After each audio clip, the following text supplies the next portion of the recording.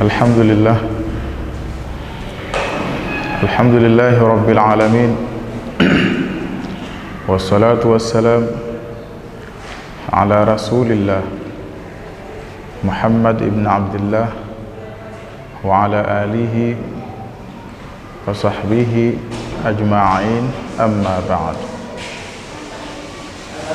رب اشرح لي صدري ويسر لي أمري واحلل عقدة من لساني يفقه قولي، آمين. السلام عليكم ورحمة الله وبركاته. Baada ya kumshukuru Allah subhanahu wa ta'ala na kumtakia rehma kiongozi wetu wa umma, kipenzi chake na kipenzi chetu, mtume wetu Muhammad sallallahu alayhi wasallam. Naam ikhwan, tupo katika mwendelezo wa darasa zetu, darasa ambazo madhumuni yake ni katika kukumbushana na kufundishana na kufikisha ujumbe kwa wale ambao kwamba wamejisahau na wamesahau pia. Mwendelezo wa darasa yetu ya leo ni katika masuala ya ndoa, ambao katika darasa iliyopita tuliangalia maana ya ndoa na pia tukaangalia hukumu za ndoa na tukazitaja hukumu za ndoa hii. Kuna wajibun, tukataja mafuhumu yake. Pia tukasema kuna sunna ndoa, tukataja. Pia tukasema kuna makruh ndoa, tukaelezea. Na pia tukasema ni haram ndoa, tukaelezea. Darasa yetu ya leo tupo katika nguzo za ndoa, ambazo wiki iliyopita tulizitaja nguzo za ndoa ni 5. Kwa hiyo tupo katika nguzo za ndoa, ambayo leo tutaanza kuzungumzia tamko la ndoa. Tutakuja kuzungumzia leo tamko la ndoa, kwa sababu nguzo za ndoa ndiyo msingi wa ndoa kuswihi. Ili ndoa zetu zikubaliwe, sharti zipatikane nguzo 5. Nguzo 5 za ndoa ndiyo sababu ya ndoa zetu kukubaliwa, ambazo kwamba tulizitaja ni walii, tukasema mume, mke, mashahidi wawili na tamko. Kwa hiyo leo tunaingia katika nguzo ya kwanza, ambayo tutazungumzia tamko la ndoa. Ili ndoa ziswihi zetu, basi lazima kuna matamko yaangaliwe yanopelekea ndoa hizi kuswihi, kwa sababu ndoa ni sunna ya maumbile aloandaa Allah subhanahu wa ta'ala, ili dunia iweze kuendelea na iweze kuwa katika amani siku zote.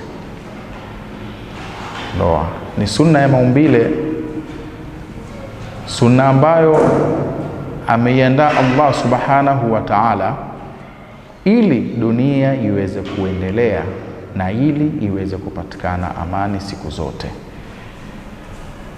Ndio lengo kubwa la Allah subhanahu wa ta'ala kuweka ndoa, ni katika sunna ya kimaumbile. Kwa hiyo tuingie katika nguzo za ndoa. Alfaslu thani fi arkani nikah wa shurutihi. Fasli ya pili katika nguzo za ndoa na sharti zake.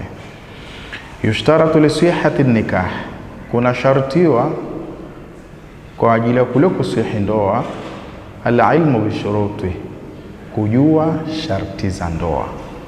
Hala al-aqdi, lakini zama za kufunga ndoa lazima sharti zake tuzijue. Kuna shartiwa hivyo, kama kuna shartiwa katika kule kufungisha ndoa, basi lazima zijulikane sharti za ndoa. Fa in kana jahilaini, watakapokuwa hao wenye kufunga ndoa ni wajinga wawili, kwa maana hawajui sharti za ndoa, Raja ujuban, watarejea hali ya kupasa, ila man, kwa yule mtu ambaye kwamba yaarifuha, anazijua hizo sharti za ndoa. Wala yajuzu an yarji ila man yajhaluha, na wala hakutojuzu kurejea kwa yule mtu ambaye kwamba hajui sharti za ndoa. Ili ndoa zetu ziswihi, kuna sharti lazima zipatikane. Ili ndoa zetu ziswihi, nguzo 5 za ndoa lazima tuzijue, kwa sababu siku hizi mashekhe ni wengi na mamufti wengi mno, aswa likifika katika swala la ndoa. Kila mmoja ataingia na fatwa yake, hali ya kuwa kuna fatwa zimewekwa na wanawazuoni waliopita ambao kwamba wametutungia vitabu katika kutuwekea kanuni zilizokuwa wazi ili ndoa zetu ziweze kuswihi, lakini hatufati yale ambayo kwamba tumewekewa, tunaleta ya kwetu ili mradi liweze kupita jambo ambalo kwamba tumelikusudia katika maisha yetu ili maisha yaendelee. Hivyo sivyo na haipo sawa, na itakuwa tunaingia katika kitendo ambacho kwamba hakimpendezi Allah subhanahu wa ta'ala. Ar-ruknul awwal, nguzo ya kwanza, as-sighatu, tamko. Wahia, tamko nalo nini? Al-ijabu wal-qabulu, ni ile ijabu na kabuli, hiyo ndiyo tamko. Ijabu na kabuli, hiyo ndiyo tamko. Fal-ijabu, ijabu nini? An yaqula al-waliyu, ni kusema yule wali, zawajtuka, nimekuoza wewe, au ankahtuka. Wal-qabulu, na kabuli nini? An yaqula zawju, kusema mume, tazawwajtuha, nimemuoa yeye, au nakahtuha.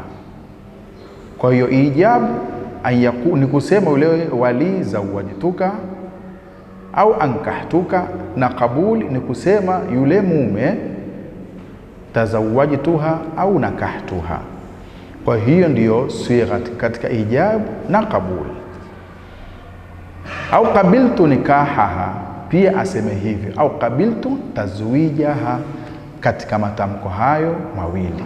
Japo tulizungumzia pia ndoa yafaa kwa tarjama, kwa kule kutafsiriwa kule, mtu ikawa na lugha yake wenyewe, lugha ambayo kwamba mashahidi kwenda kushuhudia ndoa wataielewa lugha ya wali na mume. Utaweza kuozesha katika lugha nyingine isipokuwa katika matamko haya. Walau takaddama lafdhu zawji, sasa lau lilitangulia tamko la mume, faqala, akasema tazawwajtu fulanata, nimemuoa fulani, yule wali hakutoa tamko yeye, mathalan kashamaliza mukaddima wa ndoa, muda wa kuozesha umefika. Sasa yule bwana mume akasema tazawwajtu fulanata, nimemuoa fulani, au ankahtuha, faqala alwaliyu, sasa akasema wali, zawwajtukaha, nimekuoza wewe huyo, swaha, ndoa hiyo itaswihi. Kwamba mume amelitanguliza tamko la kukubali au tamko la kusema mimi nimemuoa fulani, alafu wali akaja akalichelewesha tamko la kule kusema nimekuoza fulani.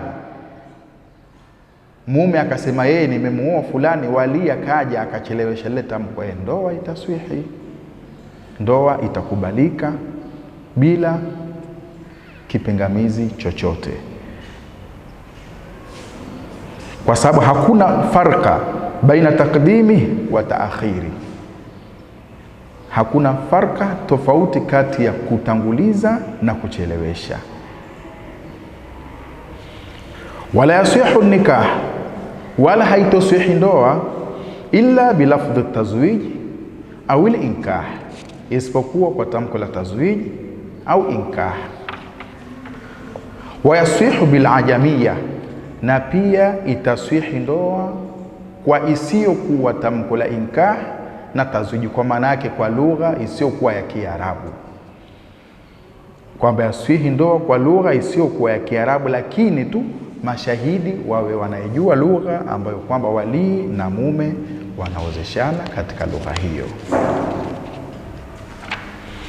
Wala yasihu bilkinayat, na wala haitoswihi ndoa kwa kinaya, kwa kule kufumbia. Ndoa haitoswihi kwa kufumbia. Walau qala, lau alisema wali zawajtuka, nimekuoza wewe. Faqala, akasema mume qabiltu, nimekubali. Lam yanaqidi nikahu, hakitofungamana kifungo cha ndoa. Bila kumtaja jina, akasema tu nimekuoza wewe, na yule mume akasema nimekubali, bila wali kumtaja jina kamuoza nani, akasema nimekuoza wewe tu, sheria yasema hakifungamani kifungo cha ndoa, kwa maana ndoa hiyo haitoswihi. Walau qala zawju, lau alisema mume zawijni hadhihi, niozeshe mimi huyu. Faqala, akasema wali zawajtukaha, nimekuoza wewe. Au qala alwaliyu, au alisema wali tazawwaj fulanata, muoe fulani, kwa tamko la amri. Wa qala zawju, akasema mume tazawwajtuha, nimemuoa yeye. In aqada nikah, itasihi ndoa, kwa maana itafungamana lile tamko la ndoa. Mume akasema zawijni hadhihi, au wali akatumia tamko la amri tazawwaj fulanata, muoe fulani. Lile tamko la amri akalitumia wali kumuwezesha mume, ndoa itaswihi.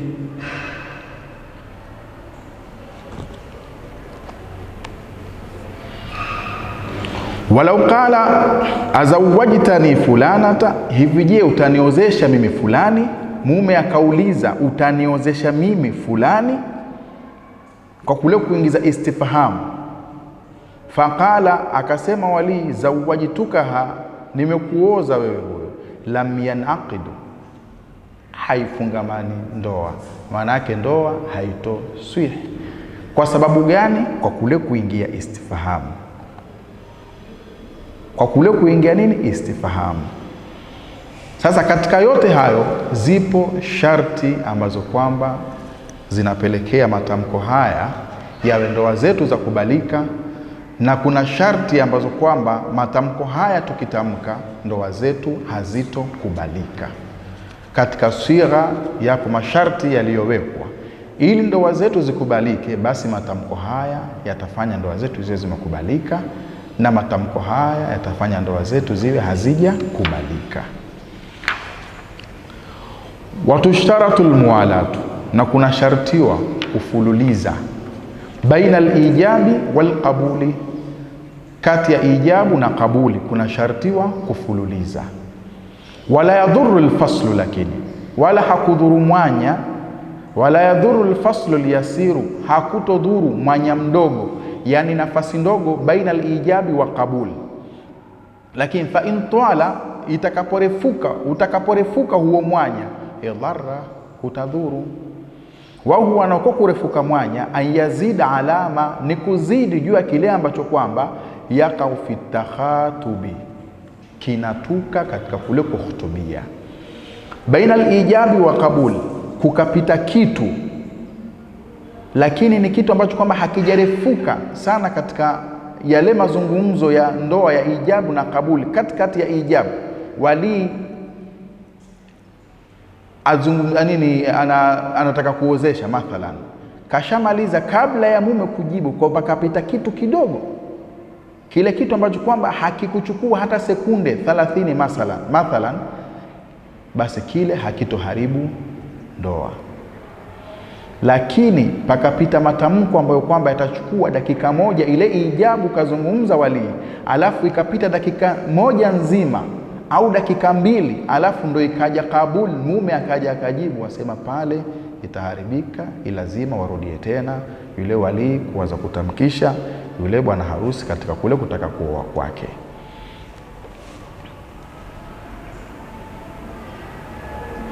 Kwa sababu gani? Kwa kule kutoka wa pili, an yakuna jawaba lil awwal, yule wa pili itakuwa kashatoka katika kule kumpa jawabu yule wa kwanza, kwa kule kurefuka sana muda. Sema katika hilo sharti hiyo sasa itabidi arudie tena yule walii kumuozesha tena yule bwana, basi na kurefuka mazungumzo kati ya dakika hizo ama sekunde hizo. Wa yushtaratu, na kuna shartiwa pia, an la yatakhallala sighata kalamun ajnabiyyu, kuto kuingia katika lile tamko la ndoa maneno mengine. Wakati mtu afungisha ndoa ile ijabu na kabul, basi pale katikati yao yasiingie maneno mengine, maneno kando. Kalamun ajnabiyyu, maneno kando, kwa maana maneno ambayo kwamba hayahusiani wala hayafungamani na yale matamko ya ndoa, ila isipokuwa anyakuna, kuwa hayo maneno yatakoingia kati ya ijabu na kabul, min muktadha al-aqdi, ni yenye kuhukumiana na ndoa. Kwa ruhusiwa kuingiza maneno hayo, maneno kando ambayo kwamba hayahusiani na masuala ya ndoa, lakini maneno hayo yawe ni yenye kuhukumiana na ndoa, yani maneno hayo yawe yafungamana na yale maneno ambayo kwamba yazungumziwa pale katika ndoa, au maswalihi, au ni yenye kuwa na maslahi ya hiyo ndoa, au mustahabatihi, au ni yenye kupendwa. Mfano, wali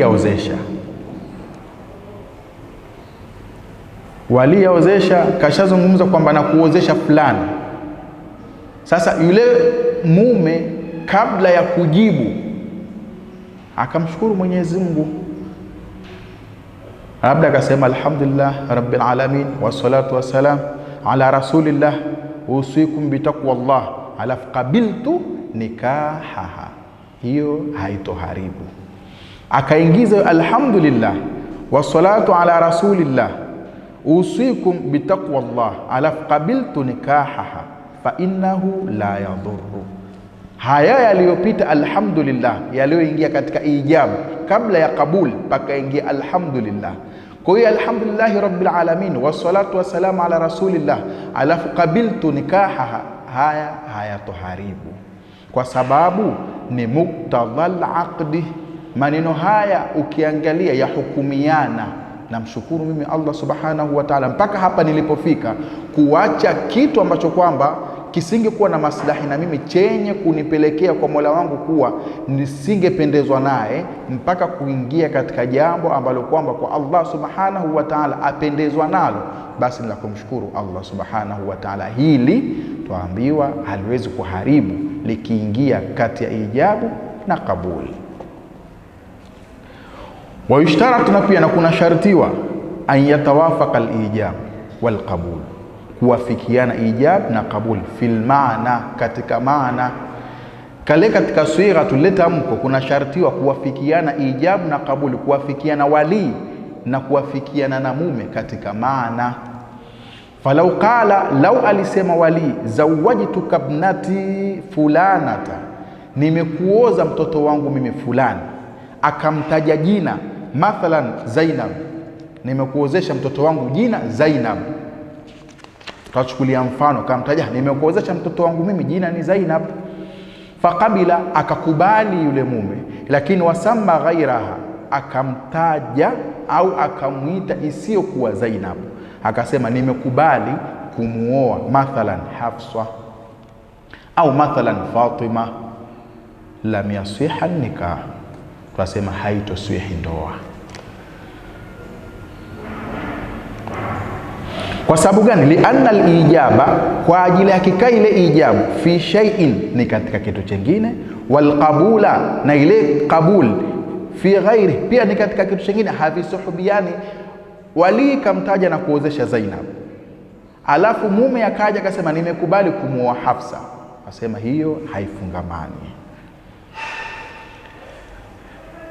Pia wala yushtaratu, hakushartiwi, almuwafiqatu fil lafdhi, kuwafikiana katika tamko.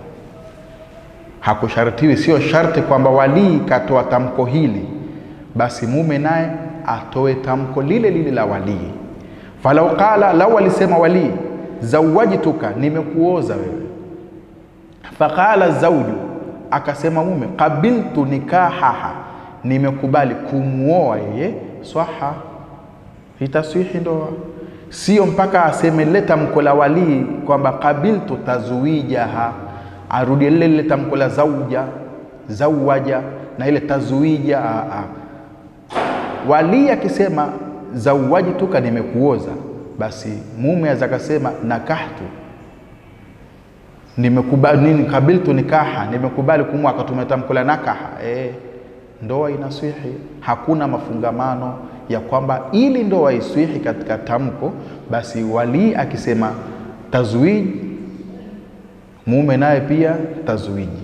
Wali akisema nakah, mume naye tankih. Asema hakuna mafungamano katika hayo. Ni muhimu kuyajua haya na ni muhimu kuyashika na kuyafahamu kulingana na wakati tuliokuwa nao. Kulingana na wakati tuliokuwa nao na wakati tunauendea sasa, pasi na kuyafahamu haya, itakuwa tunakosea katika kuziozesha ndoa zetu, na pia tunamkosea Allah subhanahu wa ta'ala katika yale ambayo kwamba tuyafanya kwetu ni halali, hali ya kuwa hayajahalalishwa mbele ya Allah subhanahu wa ta'ala. Pia wayushtaratu, na kuna shartiwa, an yujiba almujibu, kujibu yule mwenye kujibu, wa yaqbal alqabilu, na kukubali yule mwenye kukubali, bihaithu, lakini kwa sifa ambayo kwamba yasma'u kullu minhuma, atasikia kila mmoja kati ya wawili hao, washahidani, na mashahidi wawili, wa illa, na kama sio hivyo, fala yasihu, haitoswihi ndoa. Kwamba yule mwenye kujibu na yule mwenye kukubali, yale wanoyatoa yawe atasikia kila mmoja ambaye kwamba yumo katika ile ndoa alohudhuria, na pia wale mashahidi wawili ambao kwamba wameshuhudilia ile ndoa. Nia ya kwamba kila mmoja asikie mpaka mashahidi wawili, likija likitokea lolote, basi wale mashahidi wawe wamelisikia lile. Tutakuja kuelezea mbeleni shahidi kuna sharti zake pia, ili yawe shahidi lazima awe vipi. Kwa hiyo tutakuja kuzielezea sharti za shahidi. Ni lazima naye pia aelewe kwamba kile kinachozungumzwa, na pia asikie kile kinachozungumzwa, hata baadaye akaja akaambiwa alete ushuhuda katika ile ndoa ambayo kwamba alihudhuria, lakini palipita sitofahamu kwa wakati huo, basi yawe kakisikia kile cha wakati ule. Pia wayushtaratu, na kuna shartiwa, an yafahama kullu min almutaaqidaini, kufahamu kila mmoja kwa wale wenye kufunga ndoa wawili, kalama al-akhar, maneno ya mwingine. Kwamba kila mmoja katika wale wenye kufunga ndoa wawili, manake wali na mume, afahamu maneno ya mwenzie. Kila analitoa wali, mume awe analifahamu, na atakalolijibu mume, wali awe analifahamu. Wakadha, na hivyo hivyo basi, yushtaratu, kuna shartiwa, ilmu shuhudi, kujua wale mashahidi, bilughatil mutaaqidaini, kutokana na zile lugha za wenye kufunga ndoa wawili. Isiwe mume na wali ndo wajuane zile ndoa, hata mashahidi wanokwenda kushuhudilia ile ndoa wajue lugha za wale wenye kufunga ndoa wawili, maana yake ya wali na mume. Zile lugha zao mashahidi pia watakiwa wazifanyaje? Wazijue na wazifahamu.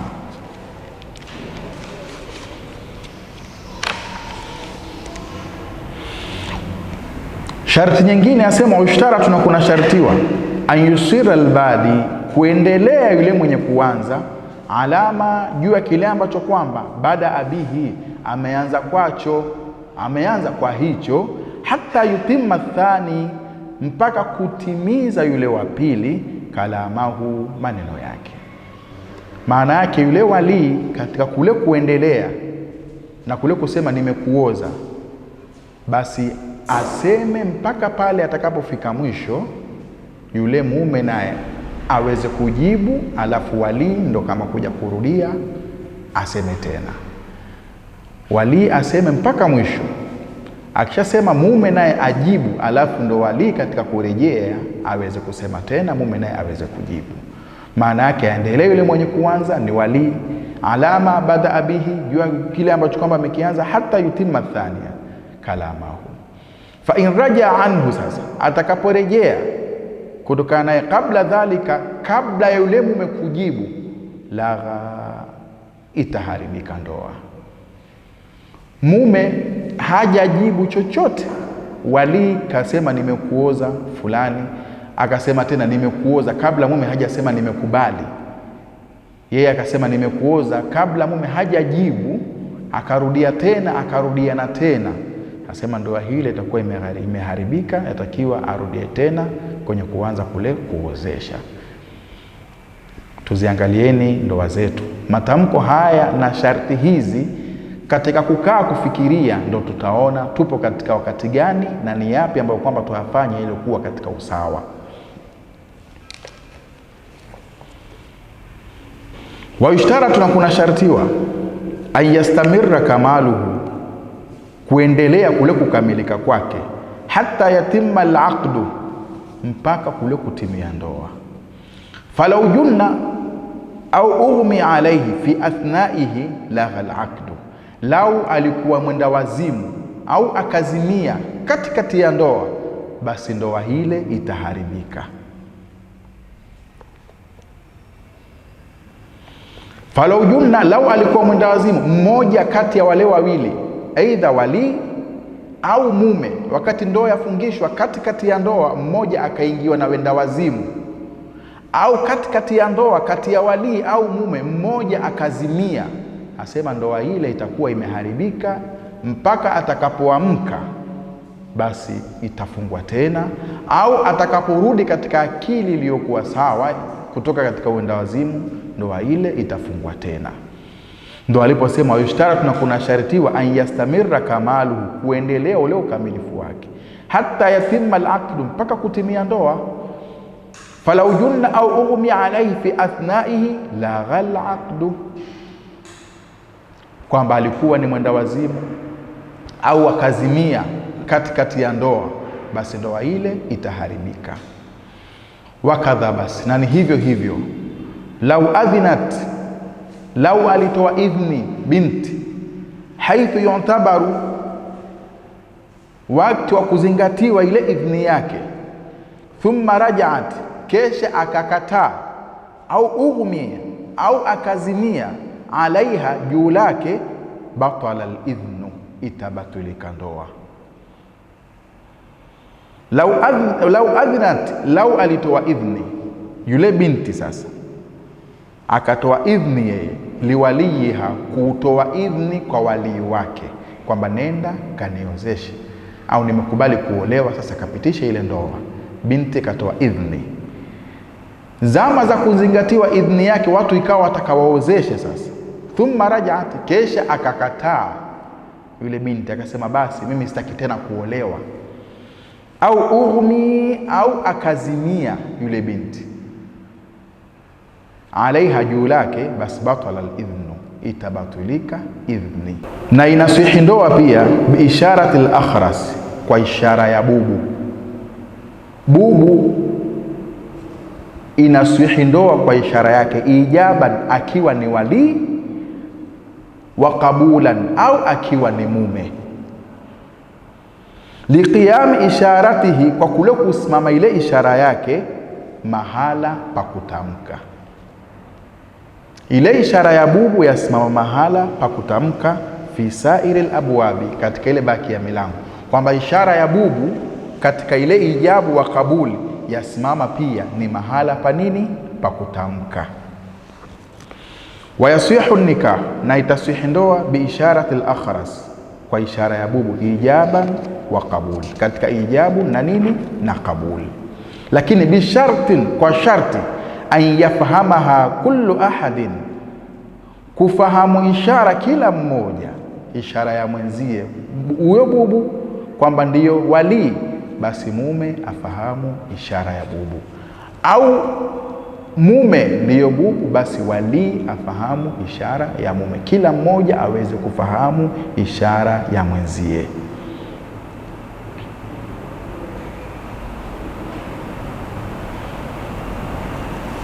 Wayushtara, tunakuna shartiwa taayunu zawjaini, kuweka wazi wale wenye kufunga ndoa wawili. Falau qala, lau alisema wali, zawajtuka ihda banati, nimekuoza we mmoja wa watoto wangu wa kike, lam yasiha, haitoswihi ndoa. Lazima useme kwenye kuwa wazi, kwa sababu umesema mmoja wa watoto wangu wa kike. Inaweza kawe wali una watoto wa kike zaidi ya 5 mathalan, alafu wote hawajaolewa. Huwezi kusema nimekuoza mmoja kati ya watoto wangu wa kike. Lazima uweke wazi, mmoja kati ya watoto wangu wa kike fulani. Huyo fulani sasa ndio itakuwa pale imesihi kuolewa na yeye.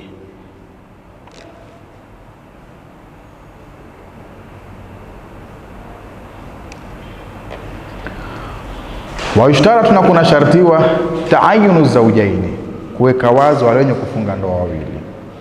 Falau qala, lau alisema wali, zawajtuka ihda banati, nimekuoza we mmoja wa watoto wangu wale, lam yasiha, haitosihi ndoa.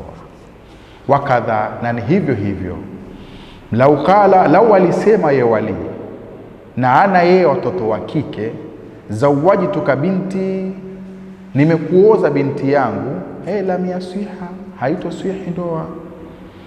Au akawa ana yeye watoto wa kike na hao watoto wa kike nao ni wenye kuolewa,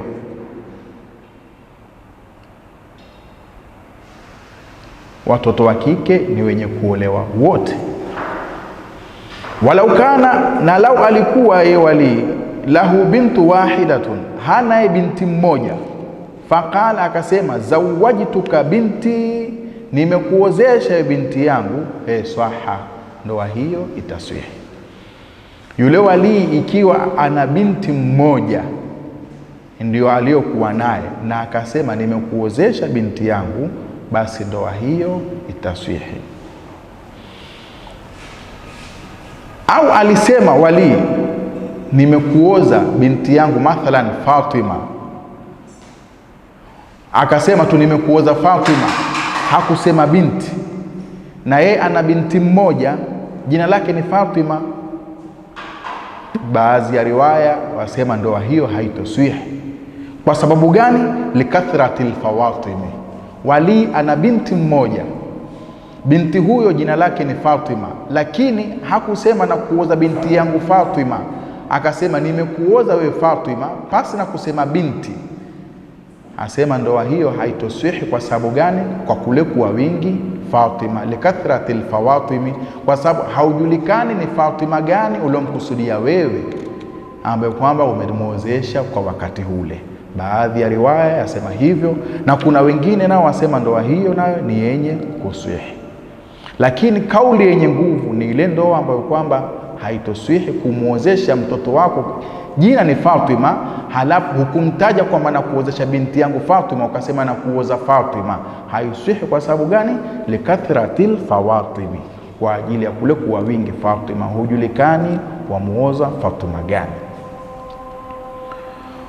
Walau auka al-aqda, lau ili tukandoa kwa wawili hao kati ya wali na mume, wahuma hazilani, na hali ya kuwa wawili hao ni wenye kufanya mzaha, yani waozeshana lakini kwa mzaha. Lakini kumbuka yule anaozesha ni wali wa mtoto na yule mume yupo, na wakati huo wanafungisha hilo jambo, lakini wafanya mzaha kana kwamba hawataki kuozeshana.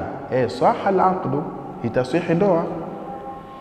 Kama vile talaka ilivyokuwa aina mzaha, basi hata ndoa nayo pia aina mzaha.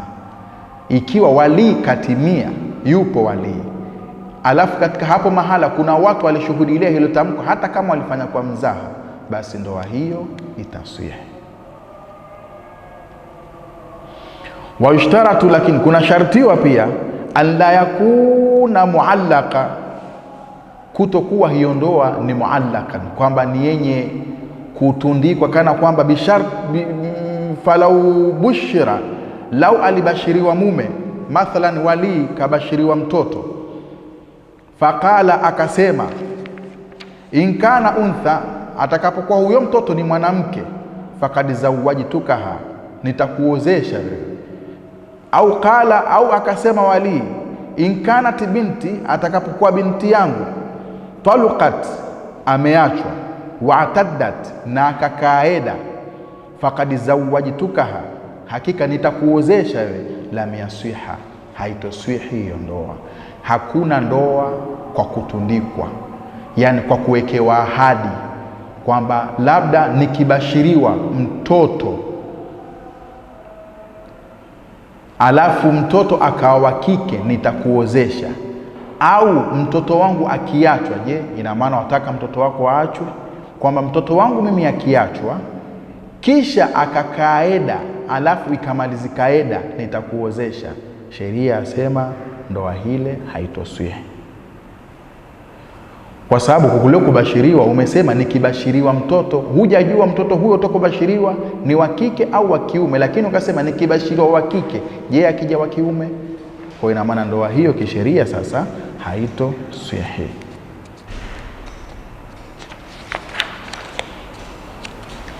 Pia kuna shartiwa an yakhalu an kulli shartin, kupwekeka kutokana kila sharti, yukhillu bimaqsudi nikah, kupwekeka lile jambo ambalo kwamba litaharibu makusudio ya ndoa. Wa yushtaratu, na kuna shartiwa an yakhalua an kulli shartin, kupwekeka kutokana kila sharti ambayo yukhillu bimaqsudi nikah, itaharibu makusudio ya ndoa. Yani katika ndoa patakiwa pasiweko sharti ambayo itakayowekwa itaweza kuharibu makusudio ya ndoa. Sharti hiyo haitakiwi.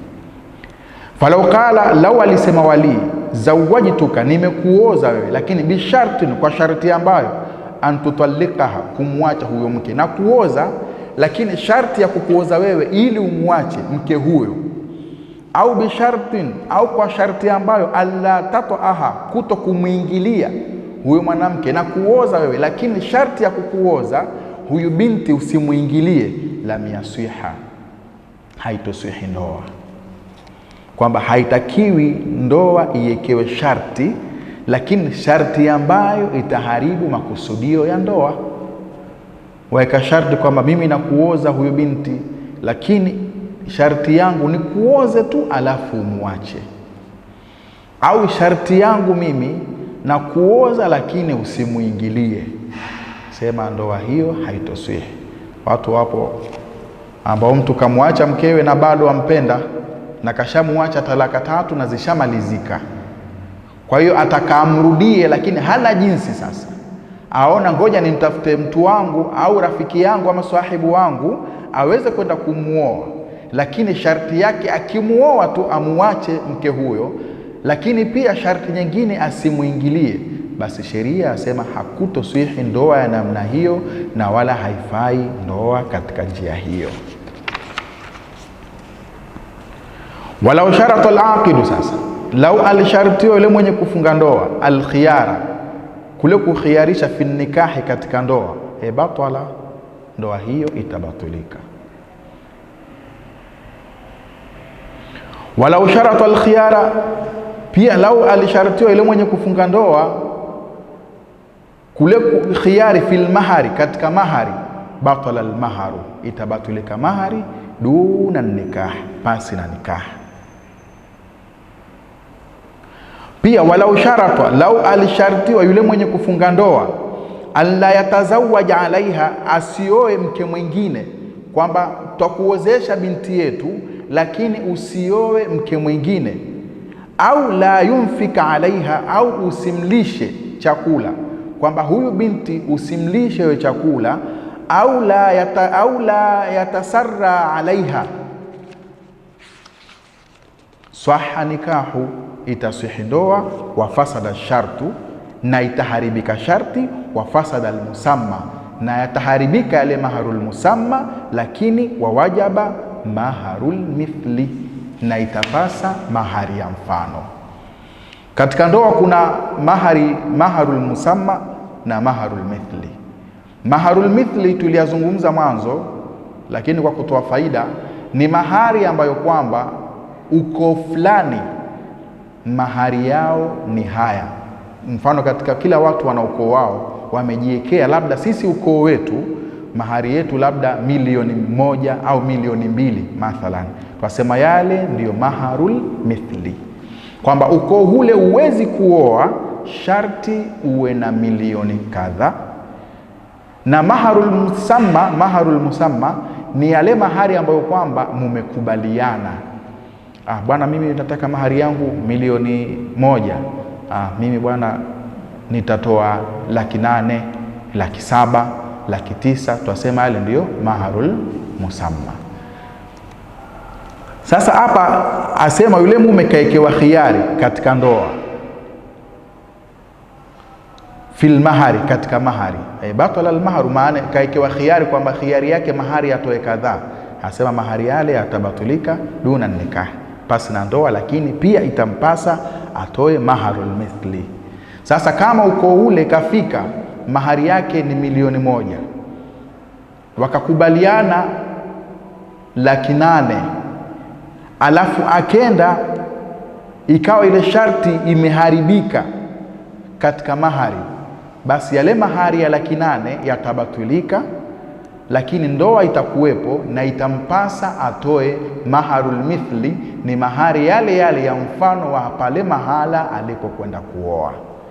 Ndo aliposema walau sharatwa, lau alishartiwa mume alla yatazawaja alaiha, asioe mke mwingine. Walau sharatwa, lau alishartiwa huyo mume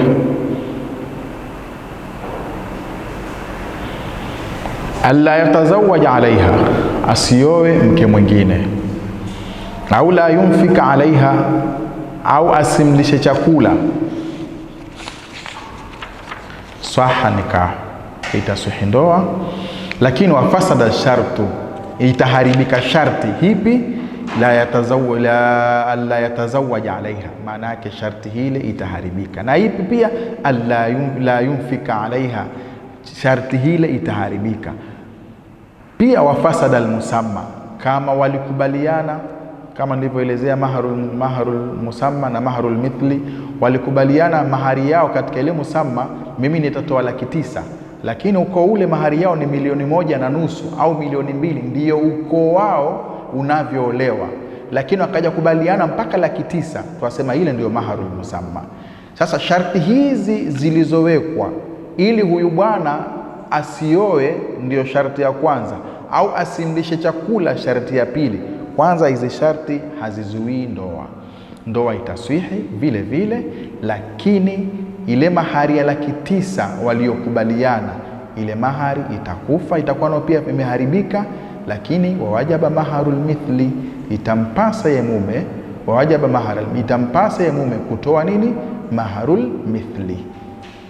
Wawajaba maharul mithli, itampasa ye kutoa ile maharul mithli. Maana yake kama ni ile milioni 1.5 ambayo ndio ukoo wao wanavyoolewa, basi atatoa milioni 1.5.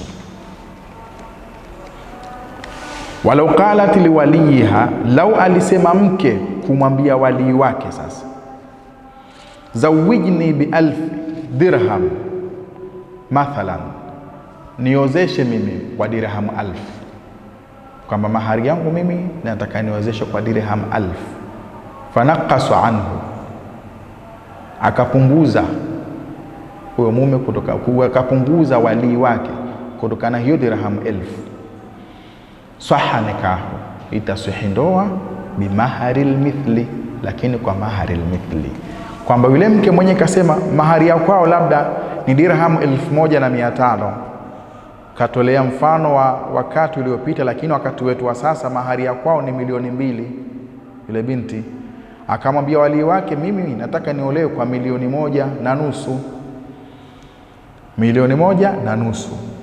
Yule walii akenda akamwambia yule mume, na kuoza wewe, lakini mahari nataka unipe milioni 1.3. Akapunguza. Tuko mpaka hapo? Au na kuoza wewe pasi na mahari, usitoe shimia katika mahari. Asema swaha nikahu, ndoa itaswihi, lakini bimaharil mithli, lazima atoe mahari ya mithli.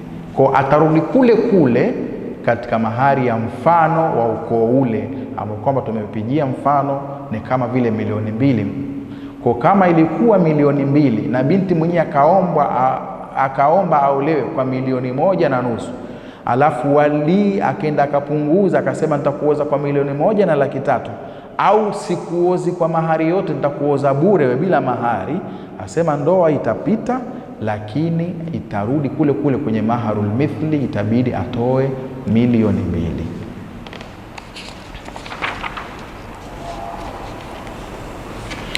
Wala yushtaratu, wala hakutoshartiwa lisihati nikah, kutokana kule kusihi ndoa, dhikirul mahari, kutaja mahari.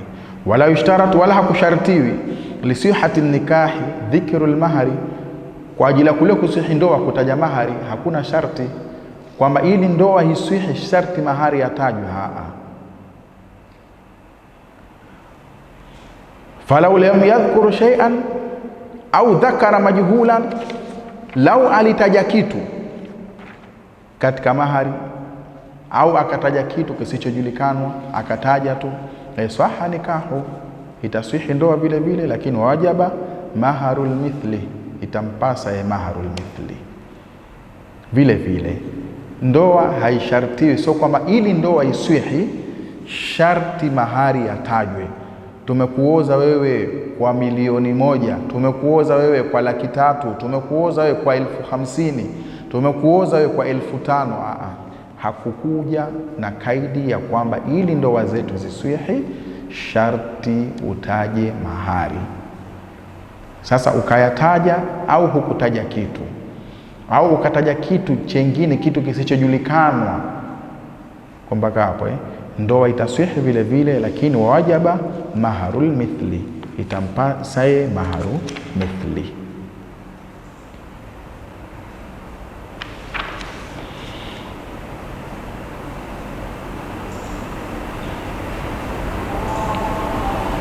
Waishtaratu, na kuna shartiwa, anyudhifa almutaaqidani, kutegemeza wale wenye kufunga ndoa wawili, al-inkah au nikah, ilo tamko la nikah au nikah, ila zauji, kwenda kwa huyo mume.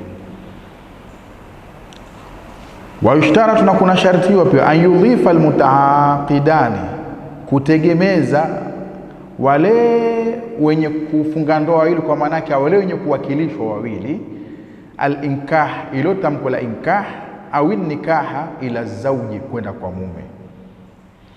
Lau wakala, lau alimwakilisha, fayaqulu alwaliyu, atasema wali, liwakili zauji, kumwambia yule wakili wa mume, zawajitu fulanata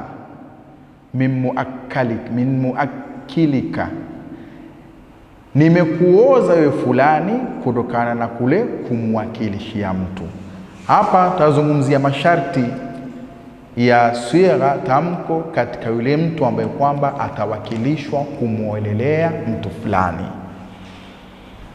Mtu ambaye kwamba kawakilishwa kumwolelea mtu fulani, kuna masharti ya tamko lazima awe ayafahamu na ayajua.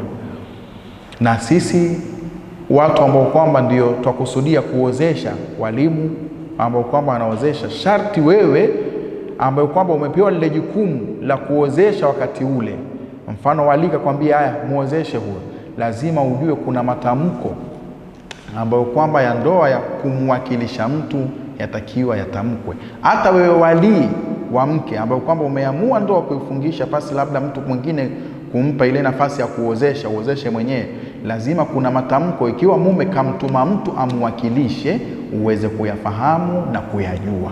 Usije ukaleta tamko ikawa umemuozesha yule mtu alokuja kuwakilisha, kumwakilisha mume, ikawa wewe ndo umemuozesha yeye, pasi na mume yule ambaye kwamba akakusudiwa kumuoa binti yako, ikawa ndo kaoa yeye.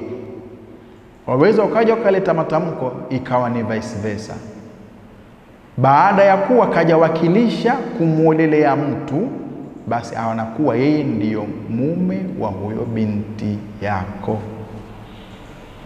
Ndo wasema sasa, lau wakala, lau alimwakilisha mtu, huyo mume kamtuma mtu ajimwakilishia, fayaqulu alwaliyu, sasa atasema wali, liwakili zauji, kwa yule wakili wa mume, zawajtu fulanata mimuwakilika, nimekuoza fulani wewe kutokana na kule kumwakilisha fulanun, kumwakilisha fulani. Utamwambia nimekuozesha fulani kutokana na kule kumwakilisha fulani. Fayaqulu alwakilu, sasa atasema yule mwenye kuwakilishwa, qabiltu nikahaha lahu, qabiltu nikahaha lahu, nimekubali kumuolelea yeye. Qabiltu nikahaha lahu, nimekubali kumuolelea huyo binti yeye. Atasema hivyo kwamba nimekuozesha. Wali atasema kumwambia wakili, nimekuozesha wewe kutokana na kule kumwakilisha binti fulani, na kuozesha binti yangu kutokana na kule kumwakilisha fulani. Yule wakili ambaye kwamba ndo kawakilishwa atasema nimekubali kumuoa kwa kule kumwakilisha yeye. Walau kana alqabilu wali tifli, lau alikuwa ule mwenye kukubali ni wali wa mtoto, mtoto atakaoe na maneno yake siku zote hayazingatiwi, na kwamba atakao aoe mtoto labda kulingana na maslahi fulani lazima aozeshwe.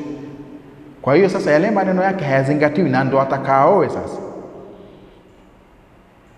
Wanahawihi, na mfano huyo mtoto kalmajnuni, kama vile mwenda wazimu, naye atakaozeshwa kama kimaslahi fulani.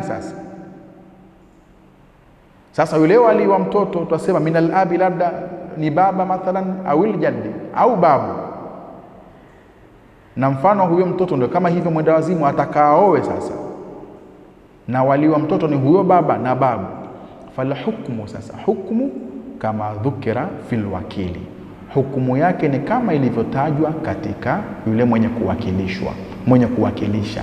Yule mtu aliyotumwa kuja kumwakilishia mtu, hukumu yake ndo hile ya mtoto mdogo ambaye kwamba maneno yake hayazingatiwi na atakaozeshwe, au mwenda wazimu, mtu ambaye kwamba ni majnun. Fayaqulu alwaliyu, atasema wali sasa, fayaqulu alwaliyu almar'ati, atasema yule wali wa mwanamke, zawajtu fulanata min ibnika, nimekuozesha fulani wewe.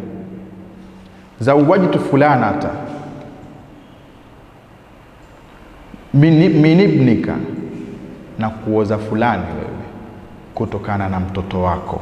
Fayaqulu, atasema yupi sasa? Waliyu, atasema yule wali wa mtoto, aidha ni baba au ni babu, qabiltu nikahaha lahu, nimekubali kumuolelea yeye. Ni kama vile hukumu iliyopita kwa yule wakili, kwa yule mwenye kumwakilisha mume ambaye kwamba hayupo, ndio hukumu hii itatumika kwa yule mtoto ambaye kwamba anataka kuoa, au kwa mwenda wazimu ambaye kwamba anataka kuoa kulingana na maslahi fulani, kwa atawakilishwa na wali wake. Kwa hukumu yake ya kutamka ndio hukumu ile atakayoitamka yule mwenye kumuolelea mtoto mdogo. Waliyakul, na atasema yeye, fayakul, na atasema qabiltu nikahaha lahu, nimekubali kumuolelea yeye. Kwa hizo ndio ni katika sharti za tamko ambazo kwamba matamko hayo tuliyoyataja ndiyo yanapelekea ndoa zetu ni zenye kukubaliwa. Matamko hayo tuliyoyataja ndio yatapelekea ndoa zetu ziwe si zenye kukubaliwa mbele ya Allah subhanahu wa ta'ala. Tuyaangalieni hayo na tuyafanyieni kazi hayo, ili mradi tuwe ni wenye kusalimika na ndoa zetu ziwe ni zenye kuwa salama kulingana na wakati tuliokuwa nao, lakini pia wakati tunauendea wa baadaye insha Allah, ambao ndio tumeona katika nguzo ya kwanza leo, na zipo nguzo nyingine ambazo kwamba tutakuja kuzimalizia insha Allah na kuja kuzielezea katika darasa yetu nyingine, ambao ni mashahidi wawili tutakuja kuona wali ni nani. Tamani tuelezee wali leo, lakini wakati tuliokuwa nao, kwa hiyo tutakuja kuelezea tena katika darasa nyingine insha Allah. Wali, je, nafasi gani anakuwa baba ni walii wakati gani anakuwa sio walii. Wama alaina illa albalaghul mubin. Assalamu alaikum wa rahmatullahi wa barakatuh.